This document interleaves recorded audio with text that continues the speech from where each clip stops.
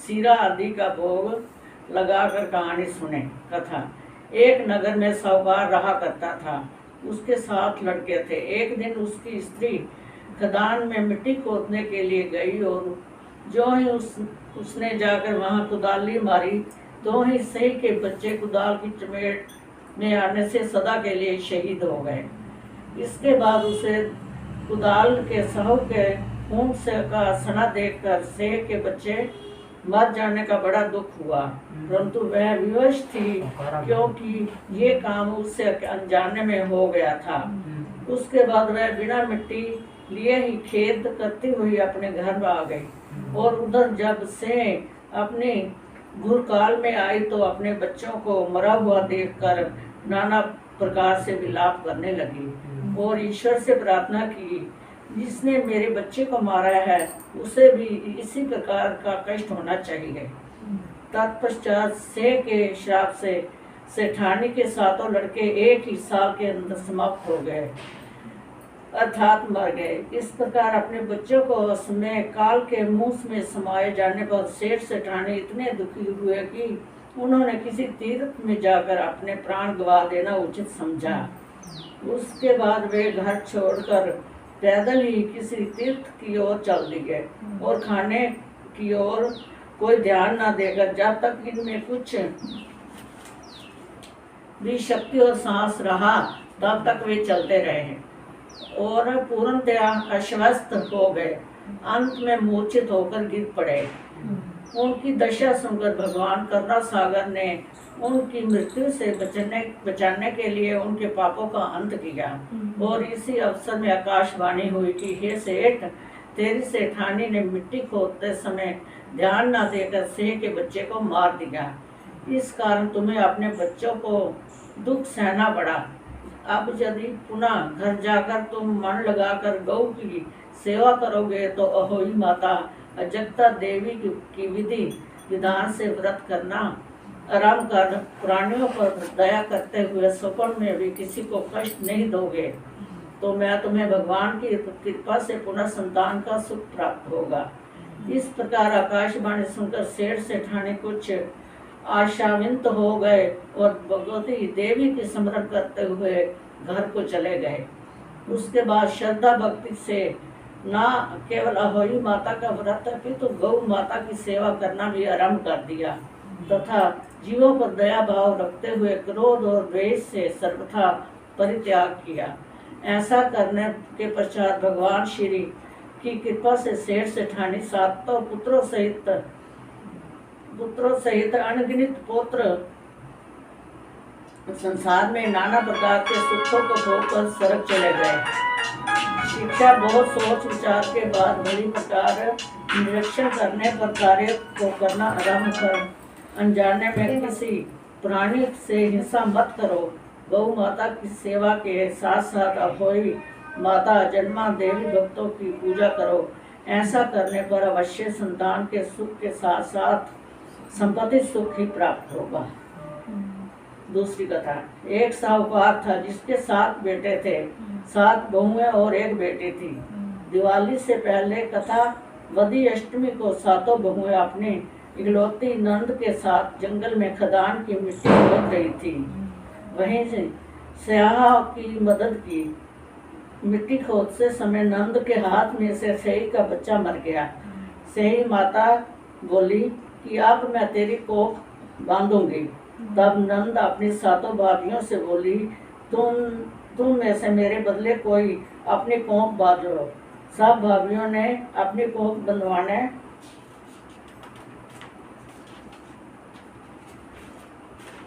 से इनकार कर दिया, परंतु छोटी भाभी सोचने लगी कि यदि मैं कोख नहीं बनवाऊंगी तो सासू जी नाराज होगी। ऐसे विचार कर नंद ने बदले में छोटी भाभी अपनी कोख बनवाती। उसके बाद वह उसके जो लड़का होता वो 7 दिन के बाद मर जाता। एक दिन उसने पंडित जी को बुलाकर पूछा, मेरी संतान 7वें दिन क्यों मर जाती है?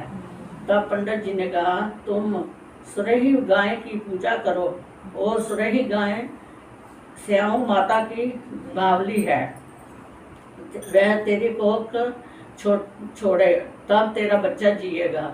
इसके बाद वह बहुत प्रातः काल उठकर चुपचाप सुरही गांव के नीचे सफाई आदि कर जाती। गौ माता बोली कि आजकल कौन मेरी सेवा कर रहा है, सो आज देखूंगी। गौ माता खूब तड़के उठी, क्या देखती है कि एक साहूकार अपने बेटे की बहू को उसके नीचे सफाई आदि कर रही है। गौ माता उससे बोली, क्या मांगती है? तब साहूकार की बहू बोली, स्याऊ माता तुम्हारी बावली है और उसने मेरी कोख बांध रखी है, सो मेरी कोख खुलवा दो। गौ माता ने कहा, अच्छा। अब तो गौ माता समुद्र बावली के पास उसको लेकर चली। रास्ते में कड़ी धूप में सो के दोनों एक पेड़ के नीचे बैठ गई। थोड़ी देर के बाद सांप आया और उसी पेड़ पर गरुड़ पंखनी पक्षी का बच्चा था। उसको डसने लगा। तब साहूकार की बहू ने सांप मारकर ढाल के नीचे डुबा दिया और बच्चों को बचा लिया। थोड़ी देर में गरुड़ पंखली लेने आई। वहां खून पड़ा देखकर साहूकार की बहू को चोट मारने लगी। तब साहूकार ने बोली कि मैंने तेरे बच्चे को नहीं मारा, बल्कि सांप तेरे बच्चे को डसने आया था। मैंने तो उससे तेरे बच्चे की रक्षा की है। ये सुनकर गरुड़ पंख में बोली कि मांग तू क्या मांगती है? वह बोली, सात समुद्र पर स्याऊ माता रहती है, हमें तो उनके पास पहुंचा दो। तब गरुड़ जी पंखनी ने दोनों को अपनी पीठ पर बिठाकर स्याऊ माता के पास पहुंचा दिया। स्याऊ माता उन्हें देखकर बोली कि आ बहन, बहुत दिनों में आई हो। फिर कहने लगी, बहन मेरे सिर में जू पड़ गई हैं। तब सुरई के कहने पर साहूकार की बहू ने सिलाई से उनकी जूएं निकाल दी।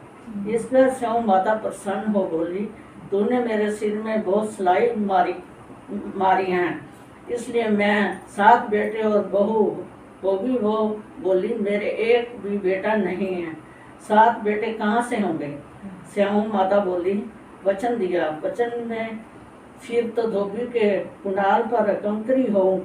तब साहूकार की बहू बोली, मेरी कोख में तो पास कोख भी बंद पड़ी है। ये सुनकर स्याऊ माता बोली, तूने मुझे बहुत दुख ठग लिया है। मैं तेरी कोख खोलती तो नहीं, परंतु अब खोलनी पड़ेगी। जा, तेरे घर तुझे 7 बेटे और 7 बहुएं मिलेंगी। तू जाकर उज्जमन करियो, 7 अहोई बनाकर 7 कढ़ाई करियो। वह लौटकर घर आई तो देखा 7 बेटे और बहुएं बैठे हैं और वह बहुत खुश हो गई। उसने 7 अहोई बनाई, 7 उज्जैन बनाए और 7 कढ़ाई की। रात्रि के समय जेठानियां आपस में कहने लगी कि जल्दी जल्दी धो पूजा कर लो, कहीं छोटे बच्चों को याद करके रोने ना लगे। थोड़ी देर में उन्होंने अपने बच्चों से कहा, अपनी चाची के घर जाकर देख आओ कि आज वह अभी तक रोई क्यों नहीं। बच्चों ने जाकर कहा कि चाची तो कुछ मान रही है, खूब उज्जैन हो रहा है। ये सुनते ही जेठानियां दौड़ी दौड़ी घर आई और जाकर कहने लगी, तूने कोख कैसे छुड़ाई? वह बोली, तुमने तो कोख बंधवाई नहीं, सो मैंने कोख बंधा ली थी। अब स्याऊ माता की कृपा से मेरी कोख खोल दी है। स्याऊ माता ने जिस प्रकार उस साहूकार की बहू की कोख खोली, उसी प्रकार हमारी भी खोली है। कहने वाले और सुनने वालों को तथा सब परिवार